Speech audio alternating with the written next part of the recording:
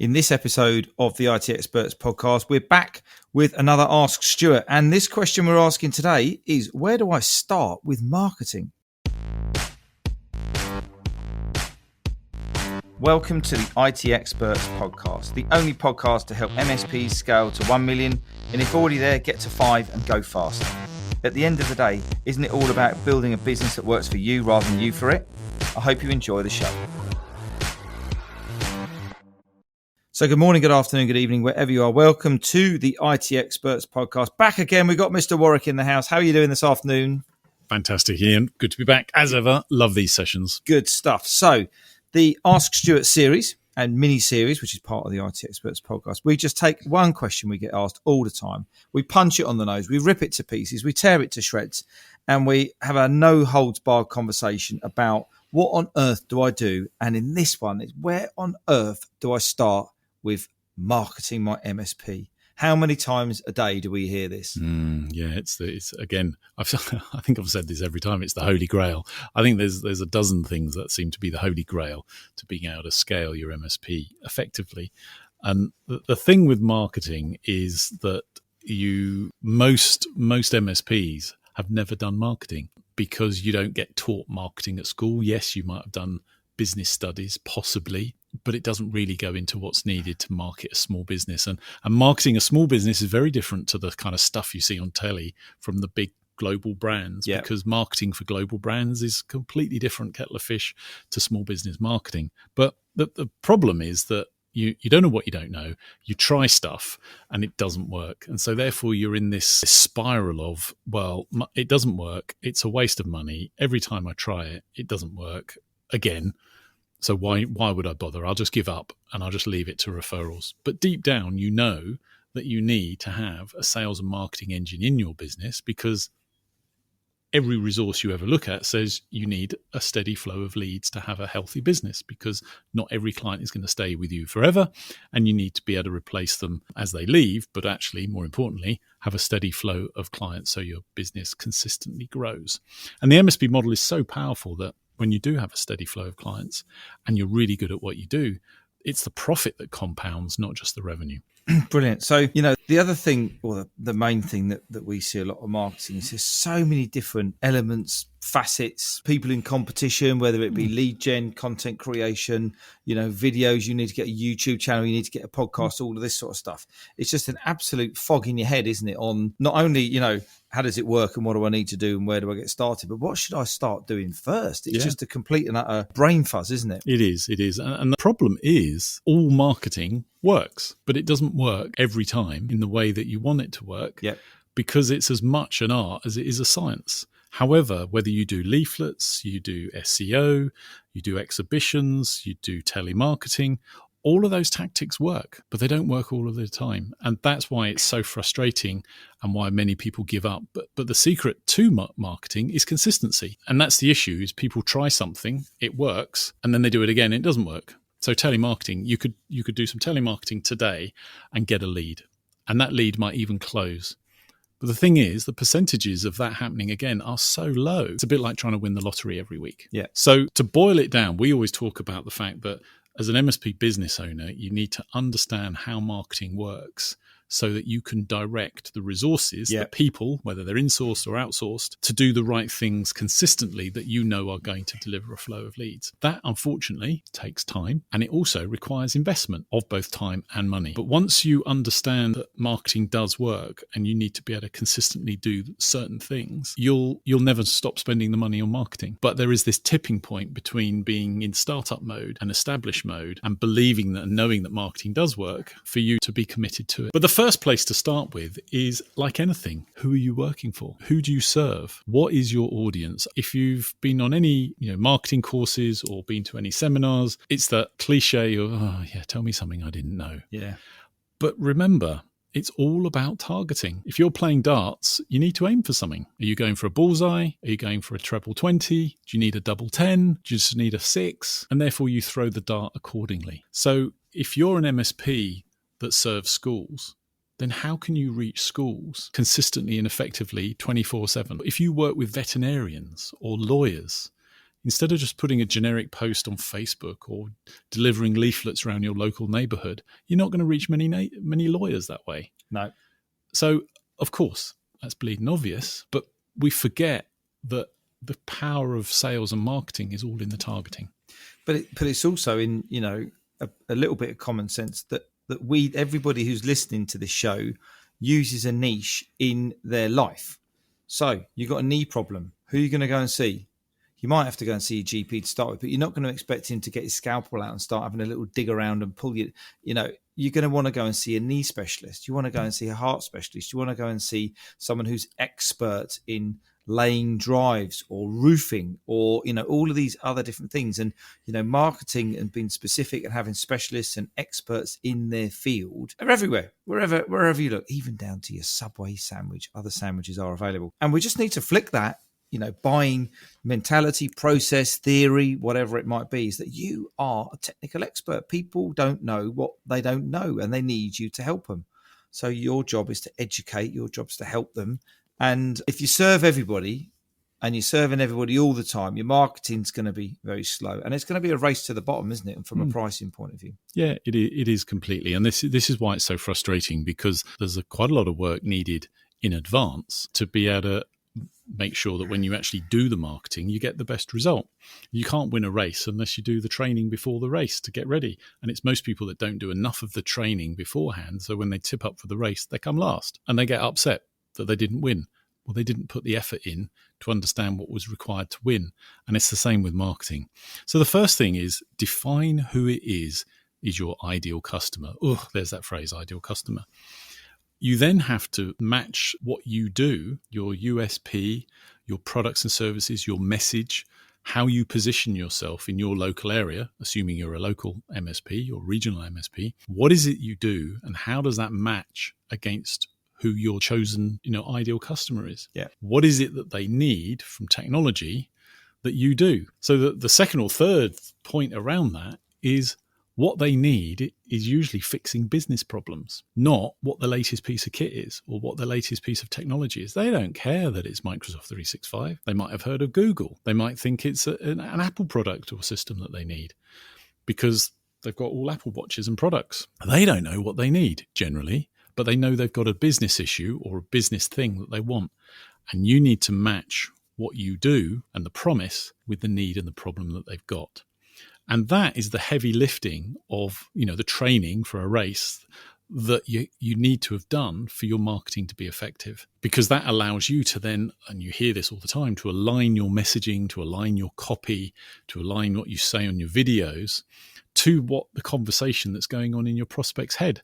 So your business owner clients are wondering about, how do I protect myself from being hacked? How do we make sure that we don't get phished and we have another 50 grand ransom demand for getting all our data back? What do I do to make sure that I can work if all the systems go down, and then we have a disaster recovery plan for all our data and to keep up and running? Because if we don't run this business every day, it costs me 5 grand a day to run the business.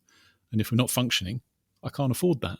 So they've got all these business problems that they worry about at night that technology can make them sleep soundly at night and protect them from, and also optimize the business as well. They don't know that by upgrading their server, even though the server's still running, they could get twice as much or half the cost for running that server. Therefore, that would impact the profit margin they're making in their business. So understanding who you serve, what you do, what their problems are, and how you fix their problems are key to being align your messaging to make your marketing. Now, I'm really aware that is like, well, I still don't know how to do it.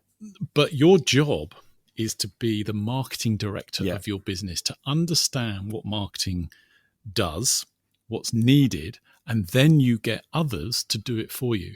And, the marketing services and the marketing tools that you can get through Paul Green, from Mike Knight, Tech Tribe, they're amazing. But if you don't understand how marketing works and how to put it together, you're going to be fearful of actually putting the effort in to train for that race, as we talked about as an analogy. And it's really important as well that whatever messaging or whatever copy that you're using, it goes across. it's congruent across all your platforms. And this is where a lot of people fall down, isn't it? Because your website might say one thing being one color.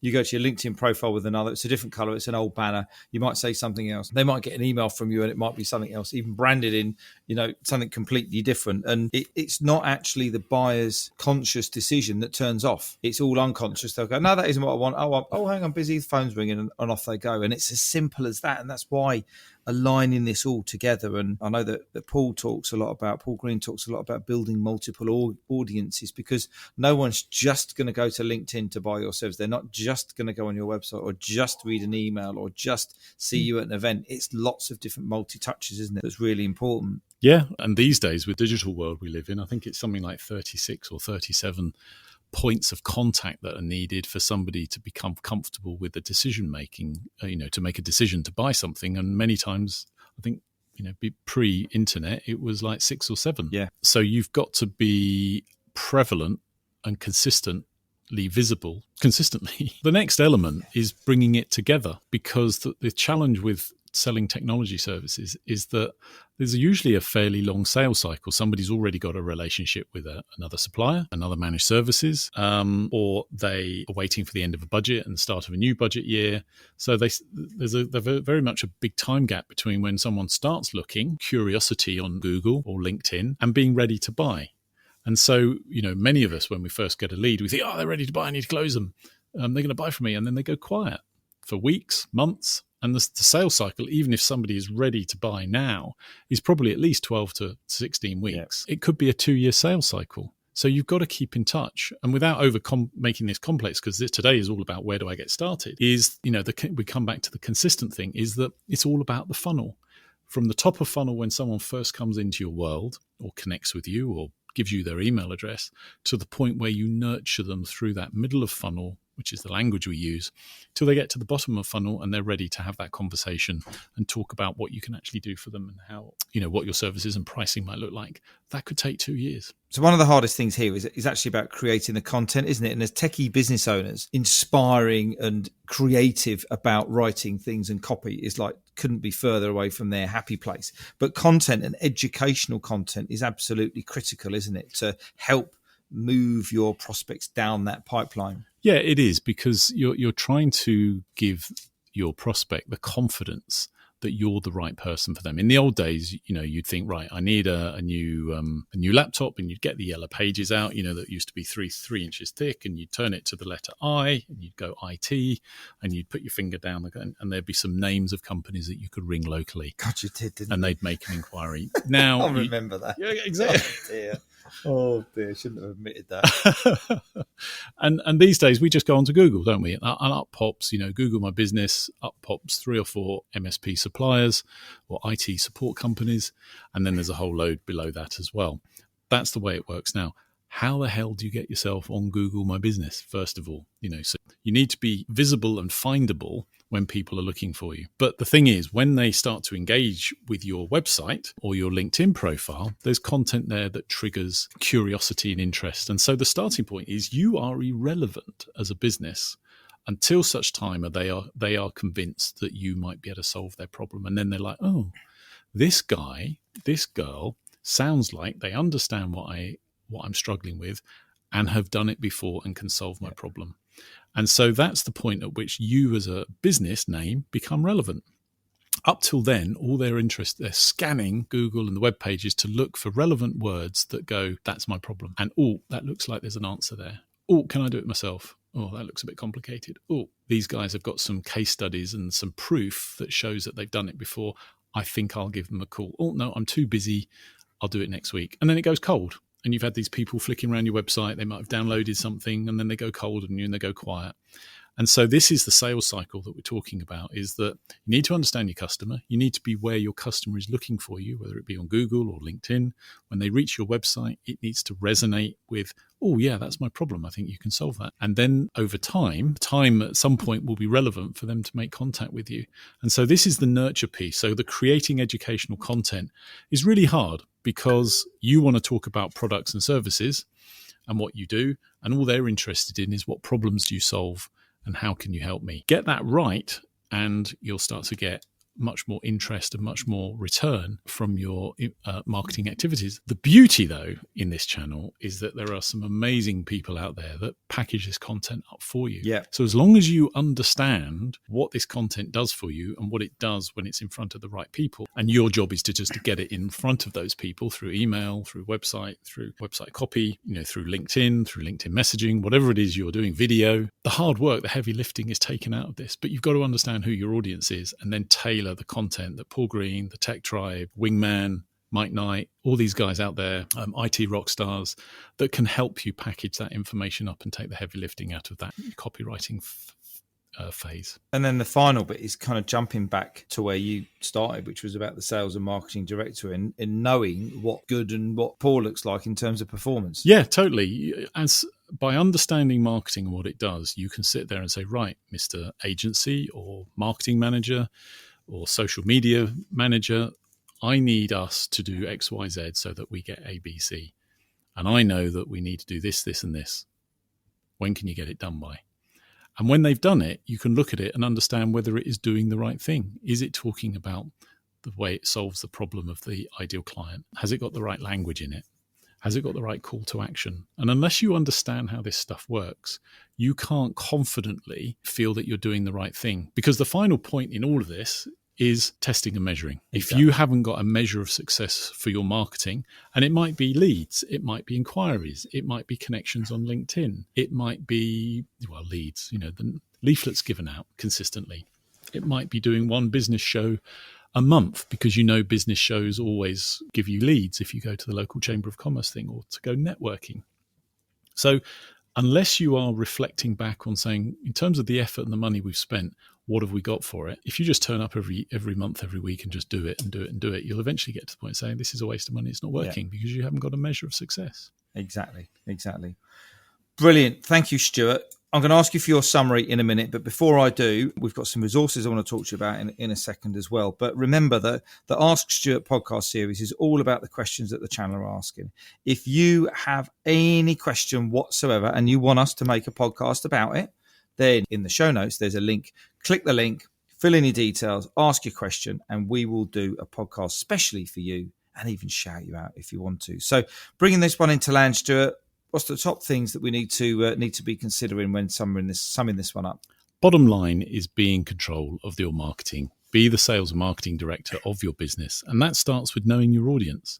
Understanding your audience and understand their problems and frustrations with technology, and therefore packaging up your services in a way that you solve their problems. The technology itself is irrelevant in the scheme of things. All they're looking for is somebody that can help them with whatever it is they are struggling or need within their business that technology can deliver.